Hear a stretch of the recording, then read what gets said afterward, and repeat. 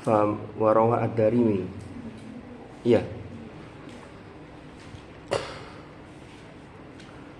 Bismillahirrahmanirrahim. Assalamualaikum warahmatullahi wabarakatuh. Mudah-mudahan majelis ilmu ini Allah takdir menjadi majelis ilmu yang nafi'an mubarakah fid dini wad dunya wal akhirah. Ala hadhihi niyyah wa ala kulli niyyatin salihah wa ala ma nawailah wa ala ma nawahu salafus salih. Thumma ila hadratin nabiyil mustafa rasulillah sayyidina Muhammadin sallallahu alaihi wasallam. Wa ila hadrati ikhwanihi minal anbiya wal mursalin was sahabati wat tabi'in wal ulama'i wal 'amilin wal musannifin والقراء والمفسرين وجميع الملائكة المقربين ونخص خصوصا إلى سلسلة المشايخين في معهدنا ونخص إلى حضرة الشيخ هاشم الشاعري وزوجته وإلى كي معصوم محمد معصوم بن عمي وابن خالد هاشم بن جميل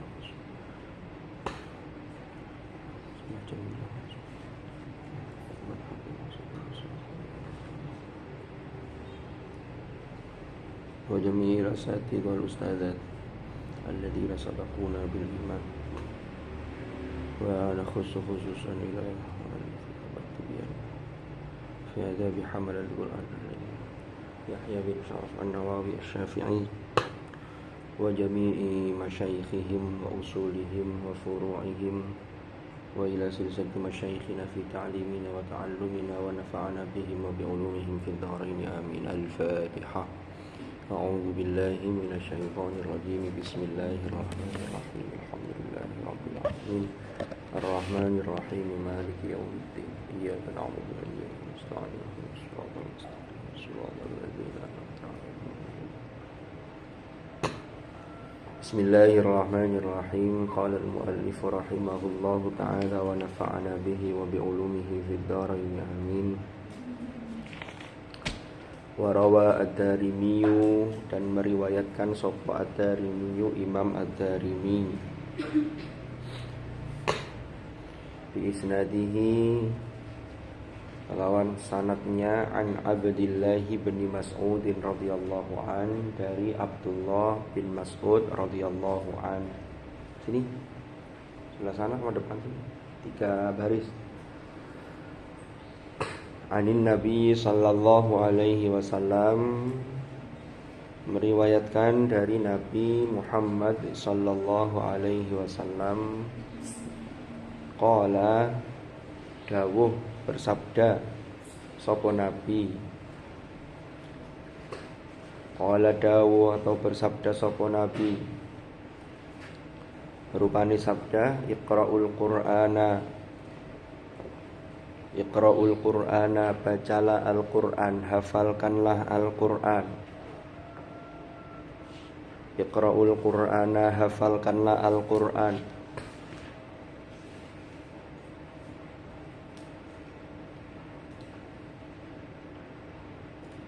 Fa innallaha, karena maka sesungguhnya Allah,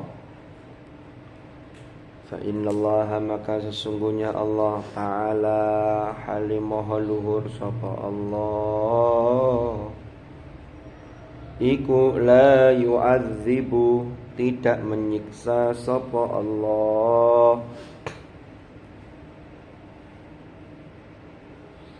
iku la yu'adzibu, tidak menyiksa sapa Allah, qalban ing hati, qalban ing hati,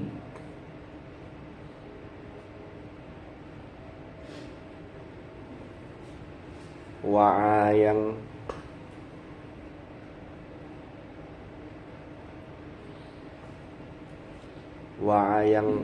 mewadai atau memenuhi apa qalb Al-Qur'ana ing Al-Qur'an. Jadi orang yang di dalam dirinya, di dalam hatinya itu terdapat ayat-ayat Al-Qur'an, hadis ini mengatakan fa innallaha ta'ala la yu'adzibu qalban wa'al Qur'an. Wa innal Qur'ana, dan sesungguhnya Al-Qur'an.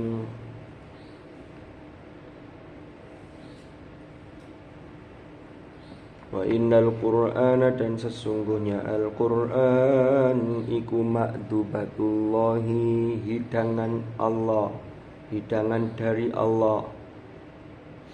Iku ma'dubatullahi, hidangan dari Allah. Faman, maka utawi barang siapa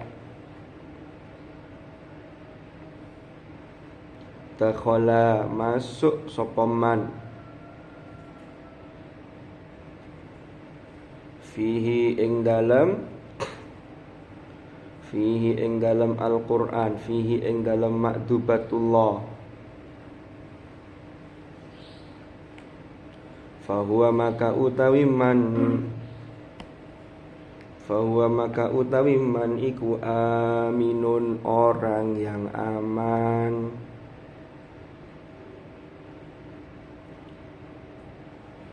Waman, dan barang siapa ahabba, mencintai sapa man,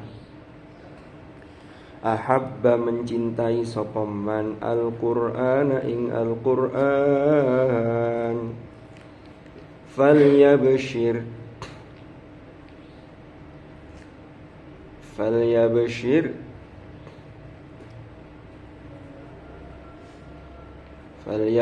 maka hendaklah bergembira sapa man, maka bersyukurlah, maka bergembiralah.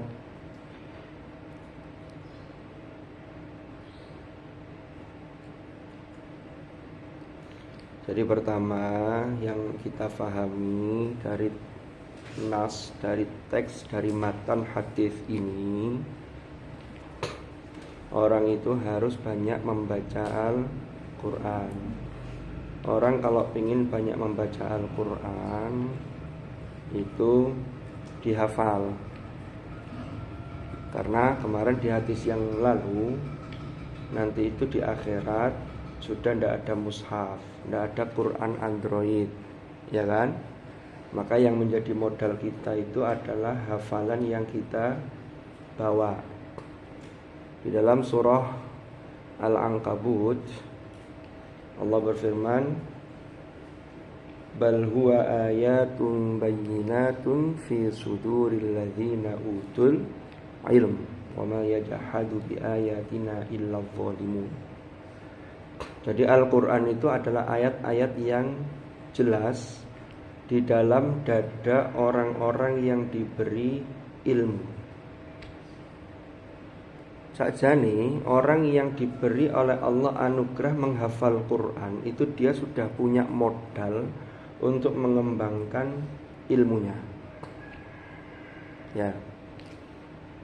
Lalu kemudian orang yang membaca Quran kemudian menggali isi kandungan Al-Quran, ya tentunya menggali itu dengan ilmu, sekaligus di situ dia dapat ilmu, maka berarti hatinya itu penuh dengan Al-Quran, mulai dari membacanya sampai isi kandungannya dia faham. Karena kalau sudah begini, maka dia ini berarti akan bisa mengimplementasikan apa yang menjadi ajaran Al-Quran. Berarti orang ini sesungguhnya menikmati hidangan Allah di muka bumi. Karena di hadis yang lain, ya itu ada matan yang mengatakan begini. Jadi Quran itu adalah ma'dubatullah, inna hadzal Qur'ana ma'dubatullahi fil ard fata'allamu min ma'dubatihi mastata'tu. Maka belajarlah, pelajarilah, icipilah dari hidangannya itu sesuai dengan kemampuan kalian. Lah, orang yang sudah menikmati hidangan Allah, ya masuk di dalamnya, dia dijamin oleh Allah, dia orangnya aminun, aman dari siksa. Loh, kalau orang melakukan sesuai dengan ajaran Al-Quran kan dia kemudian aminun. Lalu dilanjutkan dengan barang siapa yang mencintai Al-Quran. hendaklah dia bersyukur, berbahagia. Cinta itu tidak hanya butuh ucapan, tetapi butuh apa? Pembuktian. Yang pembuktian itu termasuk diantaranya konsekuensi dari itu dia mau berjuang untuk hal yang dia cintai. Orang tua sampean ya itu mencintai sampean, makanya sampean dipondokkan. Orang tua mendoakan sambil nyarikan. Sampean di pondok tugasnya ngaji dan belajar. Orang tua kerjaannya satu dengan yang lain beda-beda. Ada yang harian, ada yang bulanan, ada yang setiap bulan sudah pasti ada yang masuk sekian, lalu sekian untuk sampean. Ya, bayar syahriah, bulanan SPP, terus untuk kiriman sampean. Tugas sampean apa? Tadi itu ya. Berarti kan orang tua sampean itu mencintai sampean, makanya melakukan sesuatu, berbuat untuk kebaikan orang yang dicintai, termasuk anak-anaknya. Karena kalau ndak ya wis gak di sekolah gak direken ya, kecuali dalam kondisi yang beberapa kondisi yang memang tidak memungkinkan. Kan begitu. Nah, orang cinta itu kan level orang ibadah yang paling tinggi. Sampeyan pernah tahu Robi'ah Al-Adawiyah, Bu Robi? Maksudnya Bu Robi yang asli, itu tokoh sufiyah, tokoh sufi perempuan. Robi'ah Al-Adawiyah itu beribadah itu bukan karena mengharap surga, bukan takut neraka, tapi sudah karena cinta. Jadi sudah tidak ada kepentingan, hanya cinta yang mendorong dia, cintanya kepada Allah. Itu yang mendorong dia untuk melakukan ibadah yang luar biasa. Itu kata Ibnu Sina, orang itu, hamba itu dibagi 3 levelnya. Hamba yang beribadah itu levelnya ada 3. Yang paling rendah itu seperti seorang budak yang dia bekerja itu karena takut disiksa. Dulu zaman perbudakan dulu, sebelum dihapus, Islam itu kan menghapus perbudakan, tapi sedikit demi sedikit. Fakku raqabah kan begitu, atau fatahrir raqabah, itu kan membebaskan perbudakan. Jadi kafarat hukuman itu beberapa diantaranya adalah membebaskan budak. Termasuk membebaskan budak itu pahalanya besar sekali, kan budak itu mahal, nebus begitu kan. Lah, budak itu mau melakukan pekerjaannya itu karena kalau dia tidak mengerjakan dia disiksa oleh tuannya, sehingga motivasinya itu karena takut siksa. Itu kalau orang ibadah. Tapi ini sudah lumayan daripada tidak takut sama sekali. Tapi ini level yang paling bawah. Ada orang ibadah itu takut karena saya nanti mendapatkan siksa nanti di akhirat. Tapi sudah lumayan dia mau ibadah kepada Allah. Yang bahaya itu kalau ada hamba, ada orang hidup, dia tidak menyadari bahwa kehidupannya itu difasilitasi oleh zat yang maha segala-galanya. Takut juga enggak, mengharap juga enggak, jadi menganggap bahwa dunia ini hidup berjalan apa adanya, sehingga setelah mati itu ya sudah selesai. Ini orang-orang ateis, ya, tidak percaya tentang keberadaan Tuhan. Dikira adanya alam semesta dan adanya dia itu dari ketiadaan. Padahal secara logika bagaimana mungkin adanya sesuatu yang maujud itu berasal dari ketidakadaan? Kan tidak mungkin. Sampai melihat meja, maka logika berpikir kita, masuk meja ini moro-moro ono, celing. Kan tidak mungkin kan? Pasti ada yang membuat. Siapa? Tukang kayu. Kayunya dari mana? Kayunya dari pohon. Lah pohonnya dari mana? Itu mesti nanti endingnya, ujungnya semuanya dari Allah. Gitu. Sekarang sudah ada kecerdasan emosional IE. Ya, di WA, di HP kita itu sudah ada. Kita tanya apa, itu langsung dijawab. Mesin pencariannya cepat sekali, melacak dari sekian juta sumber. Ini siapa yang menemukan? Ternyata orang yang menemukan, ya, kecerdasan buatan. Kecerdasan buatannya cerdasnya bukan main. Maka orang ini juga punya kecerdasan. Orangnya siapa yang buat? Allah. Tapi yang buat sesuatu itu program, software, atau benda-benda yang ada ini ada yang mengadakan. Ya, orang yang tidak percaya itu termasuk orang-orang musyrikin Mekah ketika itu. Mosok bisa tulang belulang yang sudah hancur itu kemudian bisa hidup lagi? Dijawab oleh Allah, qul yuhyihalladzi ansha'aha awwala marrah. Jangankan sudah ada materinya, tulangnya sudah ada. Lawong asalnya belum ada apa-apa saja bisa jadi manusia, apalagi sudah ada materinya, berarti kan lebih mudah logikanya. Tapi mereka tidak percaya, gitu loh. Kembali ke tadi itu. Jadi Quran, kalau orang betul-betul mencintai Al-Quran, ini level yang paling tinggi. Nah, tadi ada level yang kedua yang meningkat. Itu ibadahnya seorang pedagang. Pedagang itu yang dicari apa, Rek? Pedagang yang sederhana saja. Sampean kulak tahu kulak ya? Kulak itu apa bahasa Indonesianya? Ya kulak. Kalau belanja kan bisa dipakai sendiri, ini belanja untuk dijual lagi kan. Ada ndak orang yang kulaan umpama Clio ini, satu dus harga berapa, isi berapa, terus jatuhnya tiba-tiba per satu gelas ini 600 rupiah umpama loh ya. Ada nggak orang yang kemudian saya ambilnya 600, saya jual 500? Kalau dia berdagang nggak begitu, dihitung, ambilnya 600, dia jual 700 atau 1000.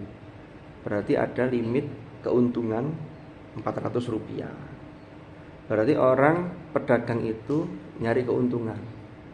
Yang penting jangan nemen-nemen. Kalau ini kemudian dijual satu dusnya 20.000, ini dijual satu 10.000, ya kenemenen. Nanti yang beli sekali selanjutnya tidak beli lagi. Sosok tuku di kono larang kan gitu. Pedagang itu nyari untung. Nah, level yang kedua, seorang yang beribadah itu adalah mencari pahala. Tapi ini masih tidak apa-apa juga, karena ini tetap minta kepada Allah, bukan berharap pada selain Allah. Yang tidak boleh itu kalau beribadah berharap pada selain Allah, itu nanti jatuhnya sifat yura'unan nas. Mereka ini pengennya hanya dilihat manusia.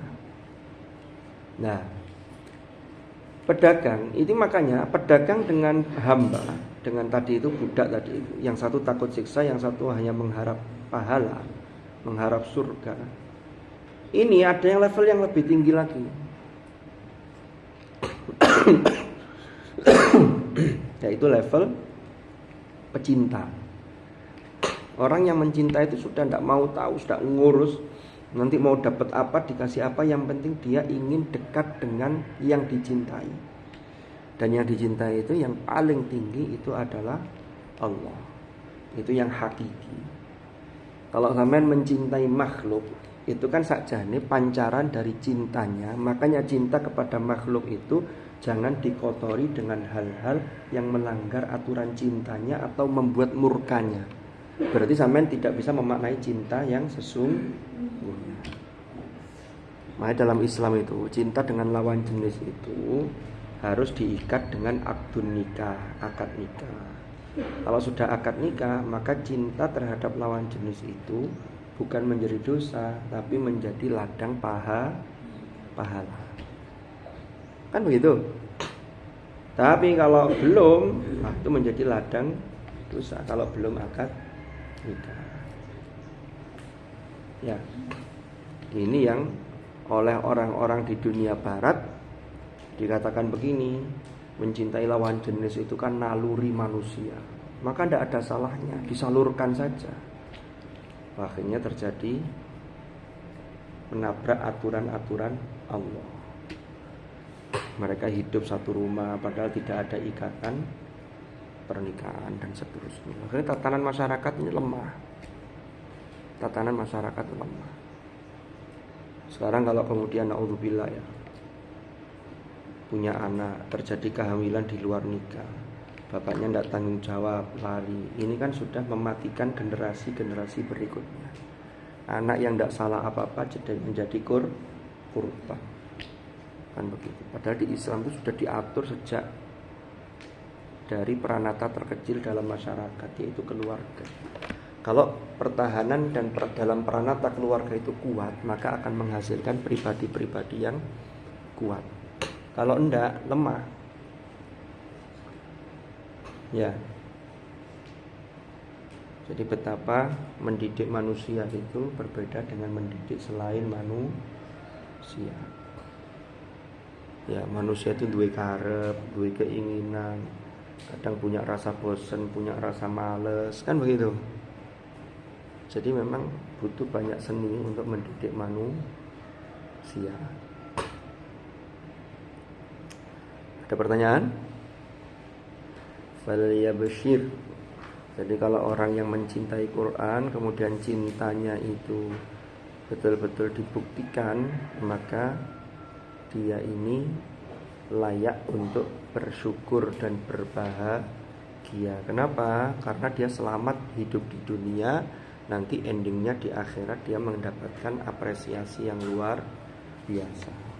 Wa an Abdul Hamid Al-Himani qal, berkata, sa'altu Sufyan Ats-Tsauri, saya pernah bertanya kepada Sufyan Ats-Tsauri,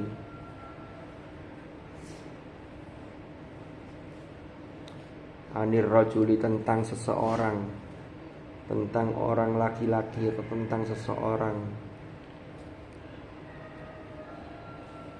yaghzu, yang berperang, sapa rajul,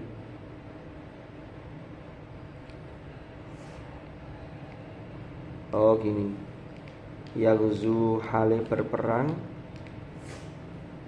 au yaqra'ul Qur'an ahabbu ilaika. Jadi sa'altu ahabbu ilaika, saya bertanya, mana yang lebih engkau senangi, mana yang lebih membuat engkau lebih senang? Apakah seorang laki-laki yang berperang atau yang menghafal Al-Quran? Faqala, menjawab sopo Imam Sufyan Ats-Tsauri. Sufyan Ats-Tsauri itu termasuk salah satu gurunya Imam Asy-Syafi'i. Sufyan bin Uyainah itu. Sufyan Ats-Tsauri lupa saya. Afwan. Sufyan Ats-Tsauri ditanya, sampean lebih seneng di wong sing perang atau orang yang menghafal membaca Al-Quran? Faqala, menjawab sopo Sufyan Ats-Tsauri, yaqra'ul Quran, saya lebih senang seseorang yang menghafal Al-Quran. Ini kata Sufyan ya Ats-Tsauri.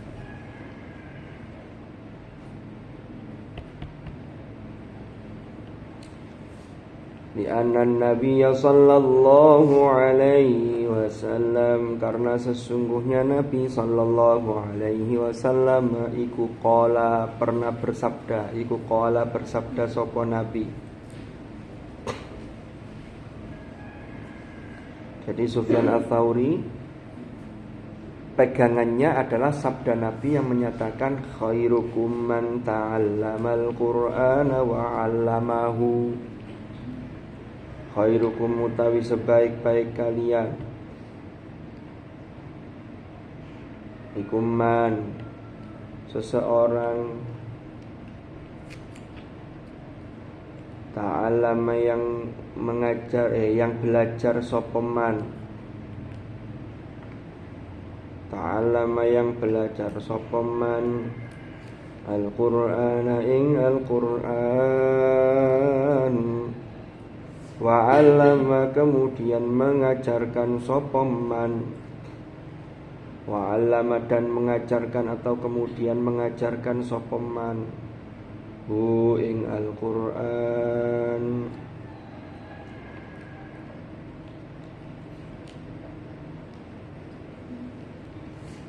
hu ing Al-Qur'an. Ini yang menjadi pegangannya Sufyan Ats-Tsauri ketika ditanya, sama lebih cenderung lebih senang mana, seseorang yang ikut berperang atau yang menghafal Quran? Kata Sufyan Ats-Tsauri, yaqra'ul Quran. Itu kalau zaman sekarang nanti harus dilihat konteksnya. Ya, harus dilihat konteksnya.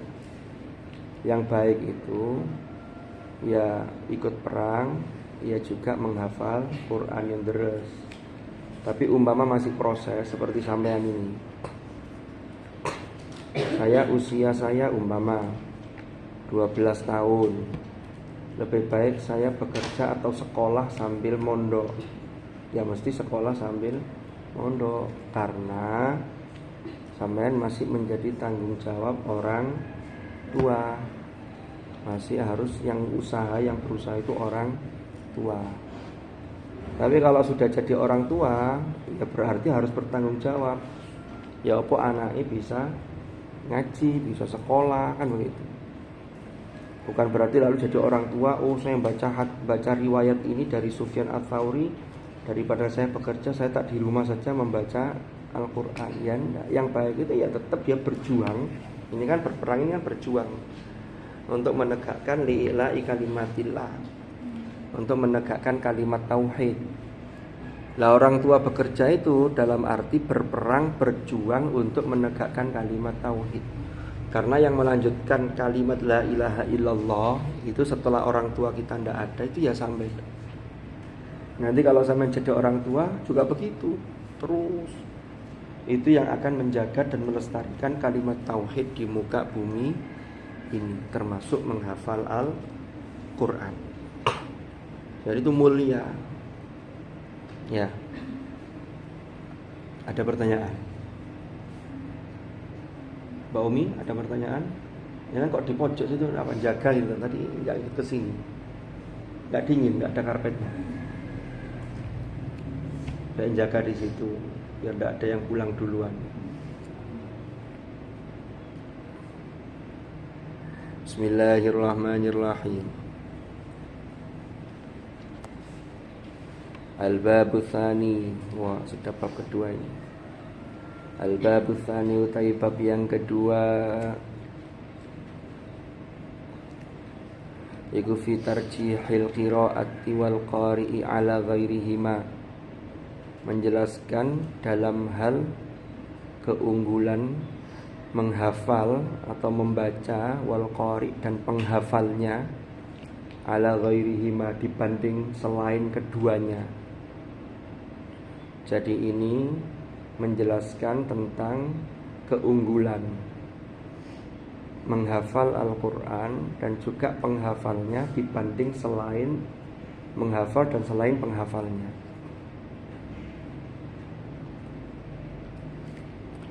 Sabata an Ibni Mas'udin al-Ansari al-Badri radhiyallahu an Rasulillah sallallahu alaihi wasallam qala bersabda sapa Rasulullah,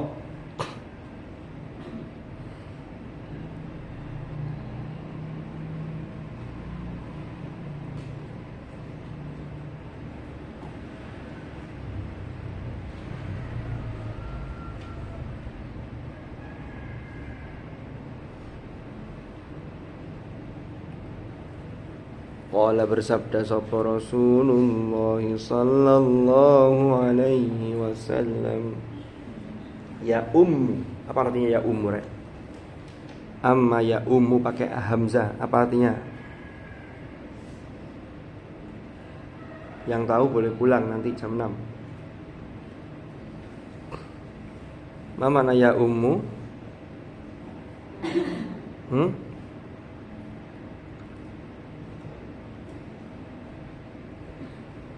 Apa?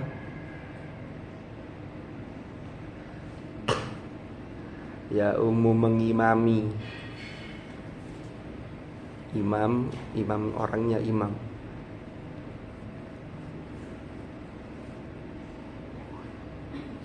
Ya ummu ngimami al-qauma ing kaum.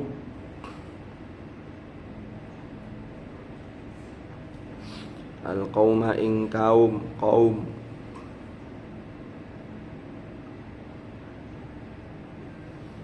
Ini punya makna amr, yang boleh atau agar mengimami satu kaum. Sopo aqra'uhum, yang paling akro di antara mereka, yang paling akro li kitabillah, terhadap kitab Allah, yaitu kitab suci Al-Quran. Ya ummul qawma aqra'uhum li kitabillah.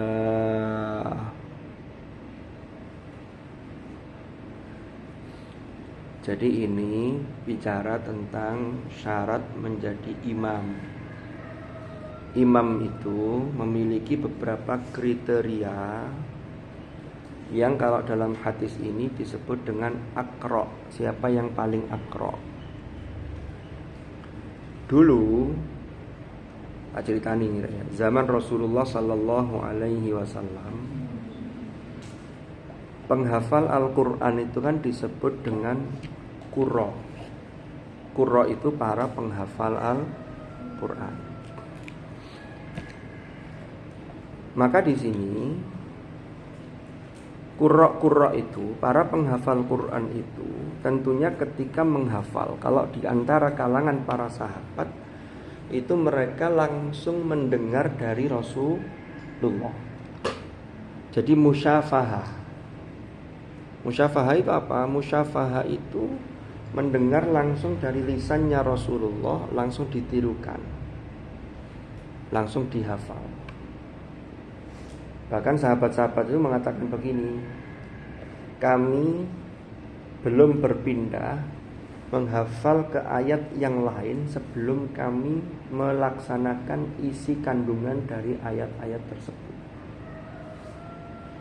Lah sahabat itu ada yang langsung sesuai wahyu diturunkan langsung dihafal, tapi ada yang berproses.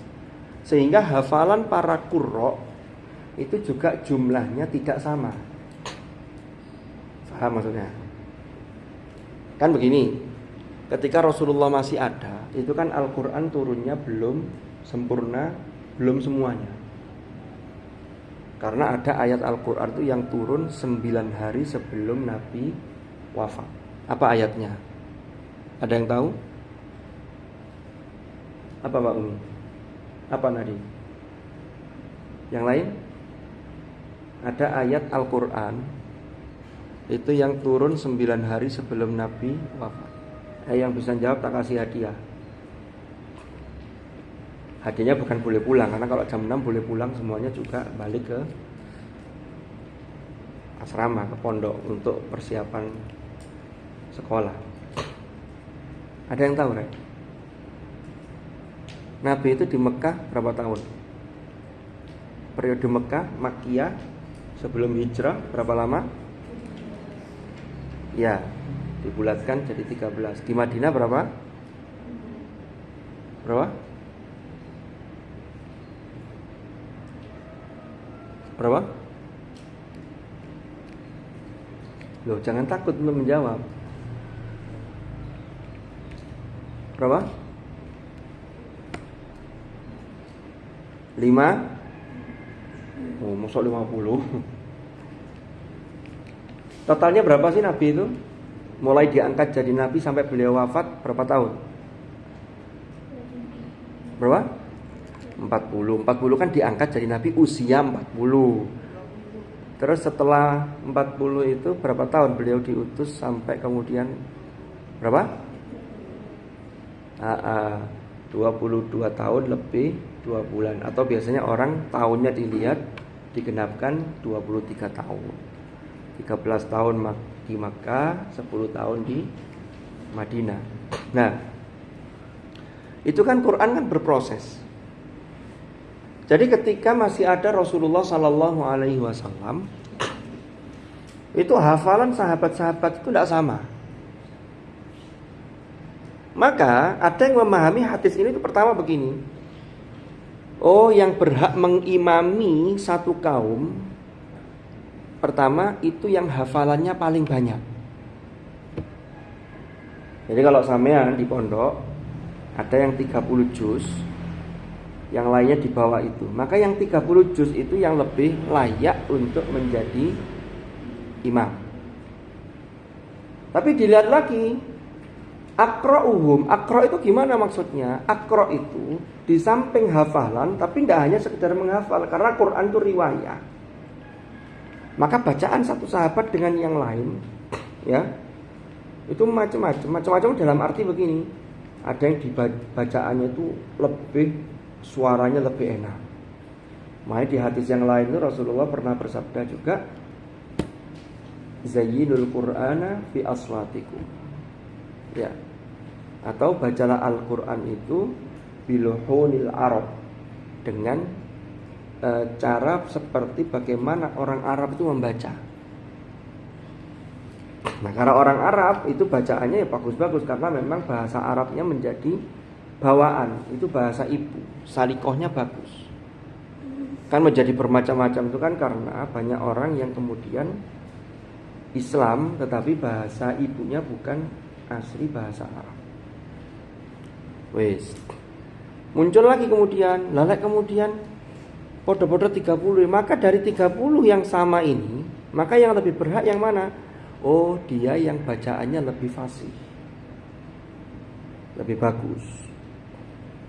Terus ada berpendapat yang lain yang mengatakan yang berhak ngimami itu orang yang lebih faham terhadap fikih.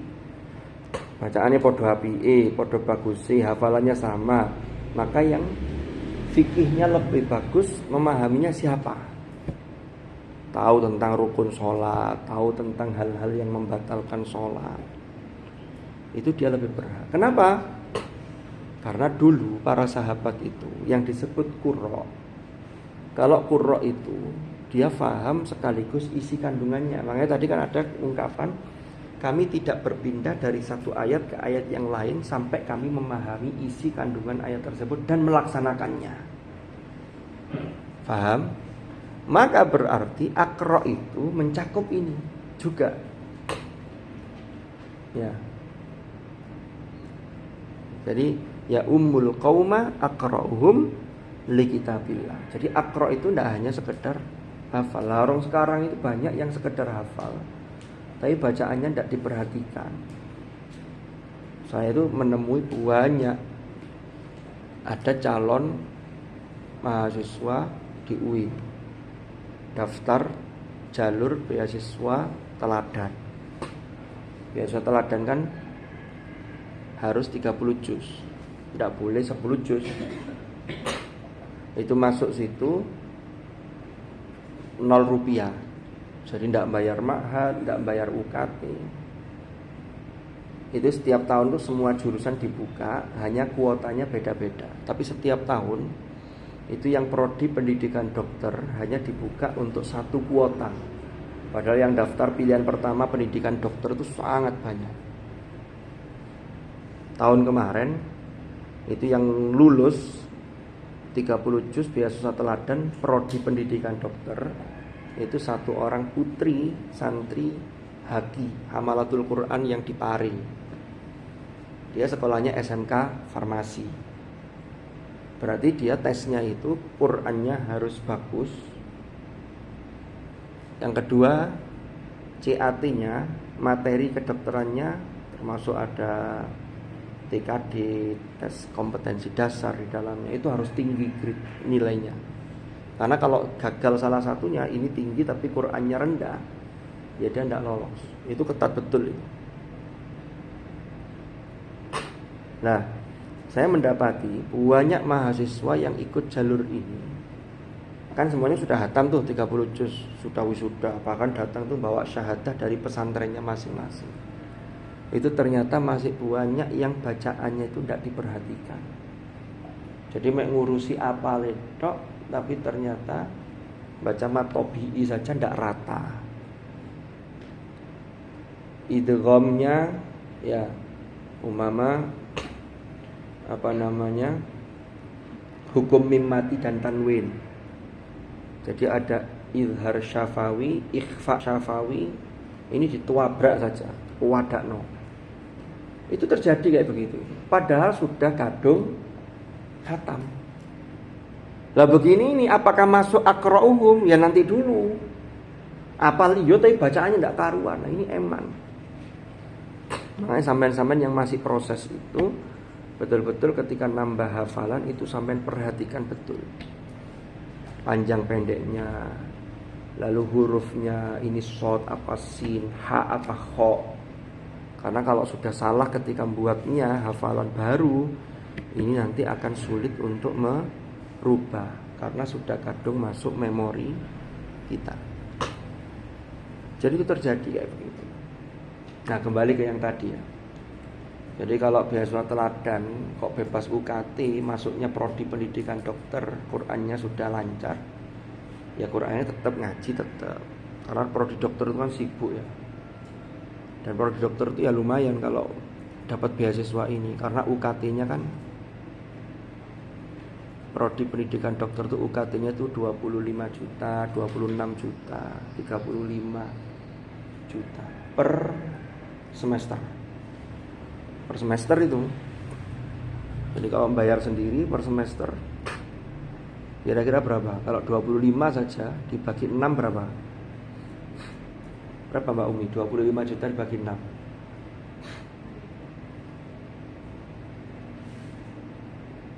Berapa?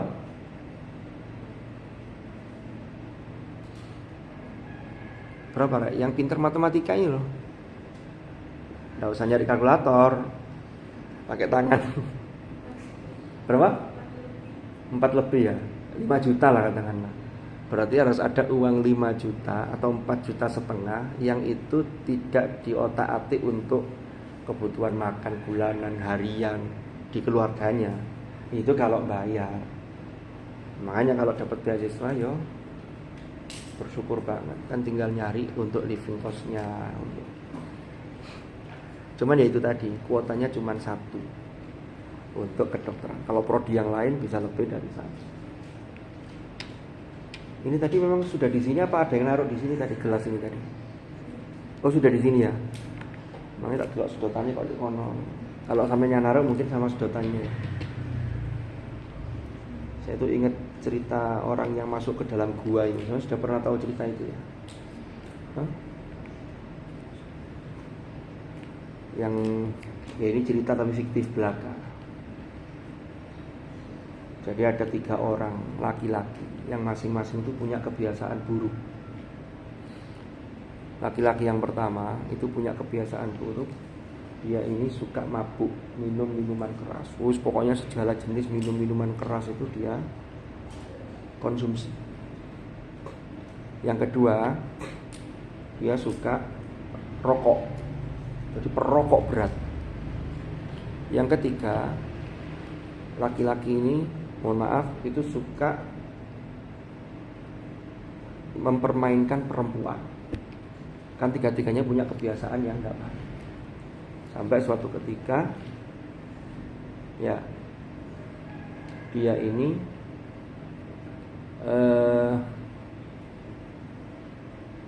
saya agak lupa ceritanya itu, menemukan entah botol, entah kayak guci Aladin begitu ya. Pas dibuka ternyata ada jin yang keluar.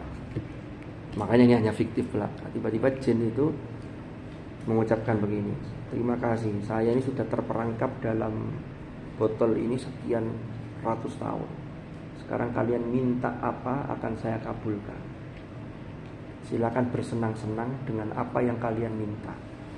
Karena masing-masing kan punya kebiasaan buruk tadi itu. Akhirnya itulah yang dia minta. Karena orang itu akan meminta sesuai dengan kecenderungannya. Yang pertama, kalau begitu saya minta disediakan minuman keras segala jenisnya. Ya, saya mau bersenang-senang dengan minuman keras. Oke, tapi syaratnya kamu harus menikmati itu berada dalam gua katanya. Nggak masalah, yang penting kebutuhan dan keinginan saya terpenuhi. Akhirnya dimasukkan dalam gua, dipenuhi dengan minuman keras segala jenisnya. Nah, yang kedua, yang suka perempuan, masih balik ya, yang suka perempuan.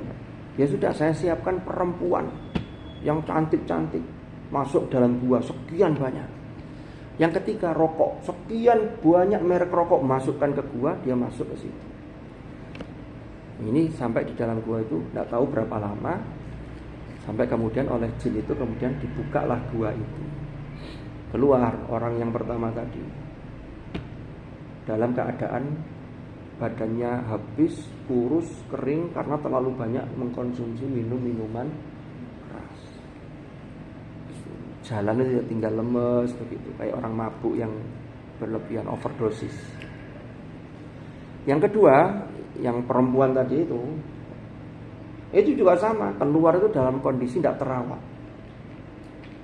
Ya.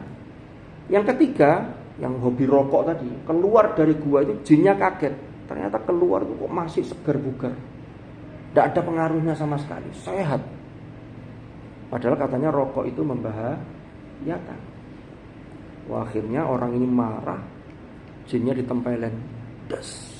Loh kenapa? Kamu ngasih rokok, tidak ada koreknya. Akhirnya di dalam gua tidak jadi merokok karena tidak ada koreknya. Itu kan sama. Ini ada keliru, tidak ada sedotannya. Tidak sama persis kok. Jadi ternyata yang ketiga tadi, kalau rokok itu ada kandungannya dengan korek. Ketika dikasih segala macam rokok tapi tidak ada koreknya, ya alhamdulillah tetap sehat. Tidak seperti yang nomor 1, nomor 2. Yang bikin itu kan, yang bikin rokok tidak sehat itu kan ada koreknya. Makanya kata orang pabrik rokok itu kan tulisannya peringatan pemerintah, kan begitu. Sudah gambarnya. Kata yang merokok, enggak, rokok enggak apa-apa selama tidak ada koreknya. Ini akan berbahaya kalau sudah ketemu dengan korek. Guyon ya. Nah, zaman kalau sing takok sih. Zaman dulu itu, zaman golongan siapa itu ya Mbak Umi ya?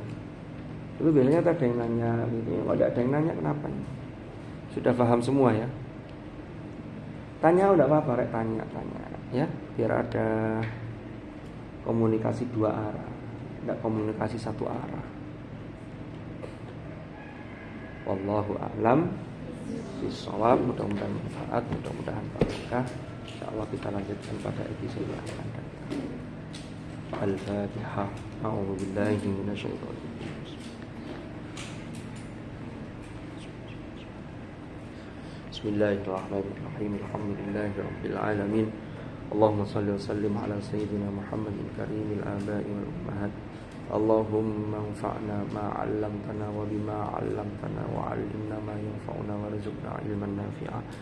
Allahumma ma'al Qur'an, Allahumma ma'al Qur'an ij'alna wa auladana wa dhurriyyatina wa ahlana wa ashabana wa talamidana wa tilmidatina min ahli al-Qur'an alladhina hum ahluka wa khasatuk waj'alna wa iyyahum min ahli al-'ilmi wa ahli al-khair wa min alladhina istafaita min ibadika alladhina warithu kitabak wa sabaqu bil khairati bi idnika bi rahmatika ya arhamar rahimin.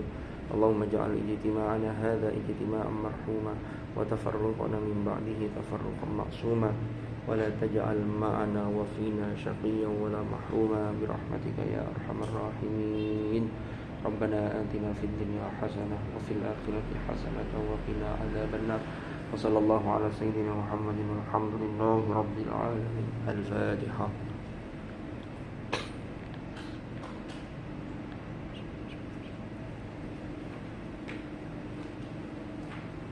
Allahumma arhamna bil Qur'an waj'alhu lana imaman. Allahumma dhakkirna minhu ma nasina wa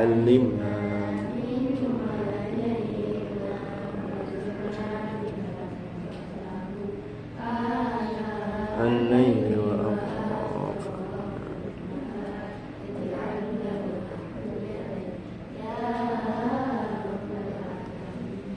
سبحانك اللهم وبحمدك أشهد أن لا إله إلا أنت أستغفرك وأتوب إليك صلى الله على سيدنا محمد والحمد لله رب العالمين.